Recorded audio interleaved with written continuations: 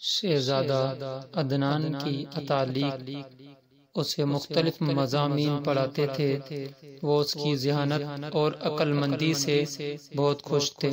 شہزادہ عدنان میں ایک بہت اچھی بات یہ بھی تھی کہ اگر اس کی سمجھ میں کوئی بات نہیں آتی تھی تو وہ سوال کرنے میں کوئی جھجک محسوس نہیں کرتا تھا۔ اس کے اتالیق جب بادشاہ کو شہزادے کی علم و حکمت سے لگاؤ کی باتیں بتاتے تو بادشاہ بہت خوش ہوتا تھا۔ پڑھنے لکھنے والے بچوں سے سب سے ہی خوش ہوتے ہیں اور ان سے محبت کرتے ہیں۔ ایک روز سپہر کو جب شہزادے کی اتالیق سے پڑھا کر رخصت ہو گئے تو وہ باغ میں آ کر بیٹھ گیا۔ باغ میں پودوں پر رنگ برنگے پھول اپنی بہار دکھا رہے تھے۔ درختوں پر حسین و جمیل پرندے بیٹھے چہچہا رہے تھے اور ان کی آوازیں کانوں کو بڑی بھلی معلوم دے رہی تھی۔ شہزادہ باغ میں بیٹھا کچھ سوچ رہا تھا۔ اتفاق سے دربار کا وقت بھی ختم ہو گیا تھا اور بادشاہ وہاں سے اٹھ کر سیدھا باغ میں آ نکلا۔ اس نے دیکھا کہ شہزادہ عدنان وہاں موجود ہے اور کسی سوچ میں گم ہے۔ اس نے پوچھا، بیٹا کیا بات ہے، آپ چپ چپ سے کیوں بیٹھے ہیں؟ اس کی آواز سن کر شہزادہ عدنان چونک گیا اور پھر دوڑ کر بادشاہ سے لپٹ گیا۔ بادشاہ نے شفقت سے اس کے سر پر ہاتھ پھیرا، اس کا منہ چوما اور بولا، تالیق پڑھا کر چلے گئے؟ آج انہوں نے کیا پڑھایا تھا؟ شہزادے نے جواب دیا، جی ابا حضور، آج انہوں نے ہمیں امیر لوگوں اور غریب لوگوں کی زندگی کے بارے میں بتایا تھا۔ غریب لوگوں کی مشکل زندگی کے بارے میں سن کر ہمارا دل اداس ہو گیا ہے۔ یہ کہہ کر شہزادہ کچھ دیر کے لیے خاموش ہو گیا، پھر بولا، ابا حضور، میں خوش ہوں کہ میں ایک بادشاہ کے گھر پیدا ہو گیا۔ مجھے ہر طرح کا عیش و آرام میسر ہے۔ میں جو خواہش بھی کرتا ہوں پوری ہو جاتی ہے۔ اس کی باتیں سن کر بادشاہ کو بڑا اطمینان ہوا کہ شہزادہ اپنی زندگی سے خوش ہے۔ اس نے کہا، بیٹا ان نعمتوں پر اللہ تعالیٰ کا شکر ادا کرنا چاہیے۔ آؤ اب چلتے ہیں، محل میں آپ کی امی انتظار کر رہی ہوں گی۔ شہزادہ بادشاہ کے ساتھ چل پڑا مگر وہ بے دستور کسی سوچ میں گم تھا۔ چلتے چلتے اس نے بادشاہ سے کہا، ابا حضور، میں یہ بھی سوچ رہا ہوں کہ دوسرے بچوں کی طرح میں کسی غریب آدمی کے گھر میں کیوں پیدا نہیں ہوا۔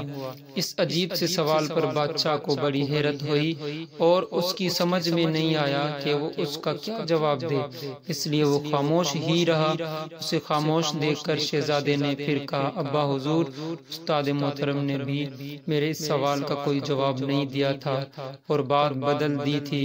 آپ بہت اچھے ہیں، میری تعلیم و تربیت کے لیے نہایت قابل اور ذہین اتالیق مقرر کیے ہیں جو مجھے محل میں آ کر مختلف علوم کے بارے میں پڑھاتے ہیں۔ میں کیسے بھی کچھ خواہش کروں پوری کی جاتی ہے۔ میں کہیں باہر جاؤں تو میری حفاظت کے لیے بہت سے سپاہی میرے ساتھ ہوتے ہیں۔ میں سوچتا ہوں دوسرے بچوں کے ساتھ ایسا کیوں نہیں ہوتا؟ مجھ میں کیا خاص بات ہے جو ان تمام بچوں میں نہیں؟ بادشاہ لاجواب سا ہو گیا تھا۔ شہزادے کی باتوں نے اسے فکر مند بھی کر دیا تھا۔ اس کی سمجھ میں نہیں آ رہا تھا کہ اس کی باتوں کا کیا جواب دے اور اسے کیسے مطمئن کرے۔ بادشاہ کے ساتھ جو محافظ چل رہے تھے وہ شہزادے کی باتیں سن کر زیر و لب مسکرا رہے تھے اور دل ہی دل میں بادشاہ کی بے بسی سے لطف اندوز بھی ہو رہے تھے۔ بادشاہ خاموش اور سوچ میں ڈوبا محل پہنچا۔ ملکہ نے محسوس کر لیا کہ وہ کچھ فکر مند ہے، اس لیے وہ بھی پریشان ہو گئی۔ اس نے پہلے تو شہزادے کو تاکید کی کہ وہ اپنا لباس تبدیل کر لے، پھر اس کے جانے کے بعد وہ بادشاہ کے پاس آیا اور اس سے فکر مندی کی وجہ پوچھی۔ بادشاہ نے شہزادے کی کہی ہوئی تمام باتیں ملکہ کے سامنے دہرا دی۔ ان باتوں کو سن کر ملکہ ذرا بھی پریشان نہ ہوئی اور بولی، اللہ تعالیٰ کا شکر ہے کہ ہمارا شہزادہ اتنی کم عمری میں بھی سوچ بچار کرتا ہے۔ غریبوں کے حالات جان کر اس کا اداس ہو جانا اس بات کی نشانی ہے کہ وہ اپنے دل میں ان کے لیے ہمدردی کے جذبات رکھتا ہے، ورنہ اس کی عمر کے بچے تو کھیل کود میں ہی لگے رہتے ہیں۔ ان باتوں کی طرف دھیان ہی نہیں دیتے۔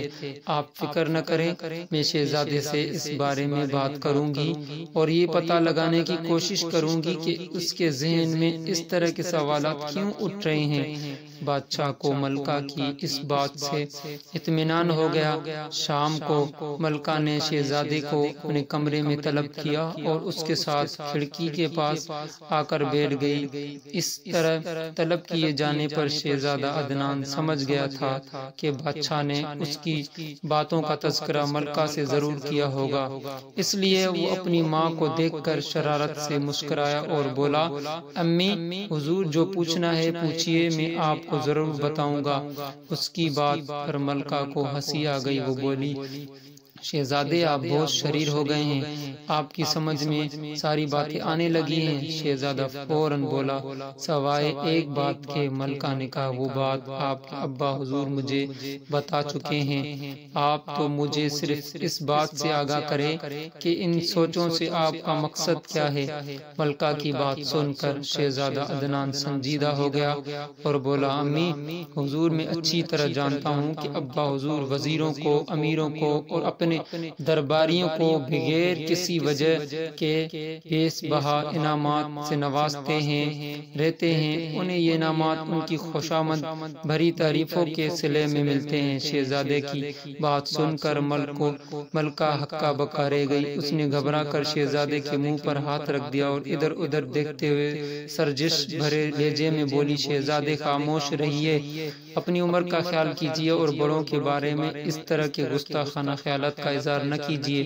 ملکہ کی بات سن کر شہزادہ ذرا بھی پریشان نہیں ہوا، بولا، امی حضور آپ میری امی ہیں، میں آپ سے اپنے دل کی ہر بات کر سکتا ہوں۔ ملکہ خاموش تو ہو گئی مگر وہ تشویش بھری نظروں سے شہزادے کو دیکھے جا رہی تھی۔ شہزادے نے جب دیکھا کہ ملکہ بہت سنجیدہ فکر مند ہو گئی ہے تو اس نے کہا، امی حضور آپ ناراض ہو گئی ہیں، مجھے معاف کر دیجیے۔ ملکہ نے پیار سے شہزادے کو خود سے لپٹا لیا اور بولی، شہزادے میری جان، میری غلطی پر تھی، آپ نے بہت اچھا کیا جو یہ باتیں مجھ سے کہہ دی۔ تمام بچوں کو اپنے دل کی بات اپنی ماں سے کر دینا چاہیے۔ دنیا میں ماں سے بہتر دوست کوئی اور نہیں ہوتا، یہ ماں ہی تو ہوتی ہے جو اپنے بچوں کو صحیح مشورے دے سکتی ہے۔ اچھا آپ مجھے آسان الفاظ میں بتائیں کہ مسئلہ کیا ہے، آپ کے ذہن میں ایسے خیالات کیوں کر آ رہے ہیں؟ شہزادہ کچھ دیر تک سوچتا رہا، پھر دیری سے بولا، امی حضور جب میں محل کی برجی پر چڑھ کر شہر کا نظارہ کرتا ہوں تو مجھے روزانہ بہت سے بچے دور بازاروں میں نظر آتے ہیں۔ وہ بچے محنت مزدوری میں مصروف ہوتے ہیں، کوئی انہیں جھڑکتا ہے، کوئی بے عزتی کرتا ہے، کوئی دھکے دیتا ہے، مگر اس کے باوجود وہ بچے محنت مزدوری کے کاموں میں لگے رہتے ہیں اور شام کو چند سکے لے کر گھر چلے جاتے ہیں۔ یہ سب کچھ دیکھ کر میں اداس ہو جاتا ہوں۔ میں یہ بھی سوچتا ہوں کہ میں اگر محل میں پیدا نہ ہوتا تو میں بھی انہی کی طرح ایک بچہ ہوتا، مجھے بھی محنت مزدوری کر کے اپنے ماں باپ کا ہاتھ بٹانا پڑتا۔ یہ کہہ کر شہزادہ عدنان نے پیار سے ملکہ کے گلے میں نہیں ڈال دی اور پھر بولا، امی حضور میں چاہتا ہوں کہ ان بچوں میں سے کوئی بچہ بھی مزدوری نہ کرے، یہ سب تعلیم حاصل کریں، کھیلیں کودیں جیسا کہ میں کرتا ہوں۔ تعلیم حاصل کر کے جب وہ بڑے ہو جائیں تب ہی محنت مزدوری اور دوسرے کاموں کا سوچیں۔ یہ تمام باتیں ابا حضور کے سوچنے کی ہے کیونکہ یہ سب لوگ ان کی رعایا ہیں۔ ذرا سی بات پر خوش ہو کر لوگوں پر انعام و اکرام کی بارش کرنے سے بہتر ہے کہ یہی دولت رعایا کی بہتری کے لیے خرچ ہو، جگہ جگہ مکتب ہو اور ملک کا ہر بچہ ان میں پڑھے اور ان کی تعلیم کا سارا خرچہ سرکاری خزانے سے ادا ہو۔ شہزادے کی باتیں سن کر ملکہ کی آنکھوں میں آنسو آ گئے۔ اتنے میں دروازے کا پردہ ہٹا اور بادشاہ سلامت نے کمرے میں قدم رکھا۔ اس نے ملکہ اور شہزادے کے تمام باتیں سن لی تھی۔ اسے دیکھ کر شہزادہ ادب سے کھڑا ہو گیا گیا۔ بادشاہ نے قریب آ کر شہزادے کو گلے سے لگا لیا اور کہا، بیٹا آج تم نے ہماری آنکھیں کھول دی ہے۔ ہمیں احساس ہو گیا ہے کہ ہم نے بچوں کی تعلیم اور ان سے مزدوری کروانے جیسے اہم مسئلے کی طرف ذرا بھی دھیان نہیں دیا تھا، اور نہیں ہمارے کسی نالائق وزیر نے کبھی ہماری توجہ اس طرف دلوائی تھی۔ ہماری بہت بڑی غلطی یہ تھی، ہم چاہتے تو اس سلسلے میں بہت کچھ کر سکتے تھے۔ اس کے بعد بادشاہ اپنے وزیروں کے ساتھ سر جوڑ کر بیٹھ گیا۔ مسلسل کئی دنوں کی سوچ بچار اور صلاح مشورے کے بعد اس نے ملک بھر میں جگہ جگہ مکتب بنوائے، ان میں پڑھے لکھے بہترین اتالیق مقرر کیے۔ اس کے بعد ملک بھر میں منادی کروا دی گئی کہ آج کے بعد کوئی بھی بچہ مزدوری نہیں کرے گا، لڑکی ہو یا لڑکا، تعلیم حاصل کرنا سب پر لازم ہوگا۔ جو والدین اپنے بچوں کو مکتبوں میں داخل نہیں کروائیں گے انہیں بادشاہ کے سپاہی گرفتار کر کے جیل میں ڈال دیں گے۔ جو والدین اپنے بچوں کو ان سرکاری مکتبوں میں پڑھنے کے لیے بھیجیں گے انہیں فی بچہ ایک اشرفی ماہانہ وظیفہ ملے گا۔ سارے ہی ماں باپ چاہتے ہیں کہ ان کی اولاد زیور تعلیم سے آراستہ ہو۔ اس اعلان نے سارے ملک میں خوشی کی ایک لہر دوڑا دی تو تھی۔ لوگ جوک در جوک اپنے بچوں کو تعلیم حاصل کرنے کے لیے ان مکتبوں میں بھیجنے لگے۔ وہ لوگ جھولی پھیلا پھیلا کر اپنے بادشاہ کو دعائیں دیتے تھے، کیونکہ اب ان کے بچے بازاروں میں مزدوری نہیں کرنے جاتے تھے، وہ اب تعلیم حاصل کرنے لگے تھے۔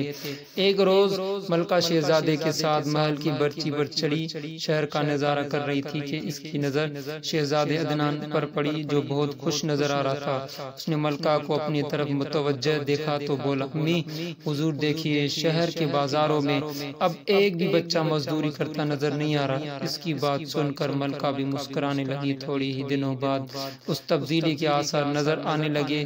سچ ہے، تعلیم ہی انسان کو حقیقی معنوں میں انسان بناتی ہے۔ بادشاہ کے ملک میں بھی ایسا ہی ہو۔ جب سب بچے تعلیم سے فراغت کے بعد عملی زندگی میں داخل ہوئے تو انہوں نے جو پیشہ بھی اپنایا اس میں اپنی تعلیم کی وجہ سے خوب کامیابی حاصل کی۔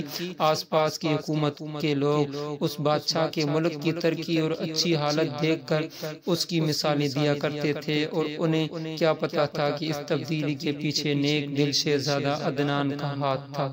پلیز ویڈیو اچھی لگی سبسکرائب کریں۔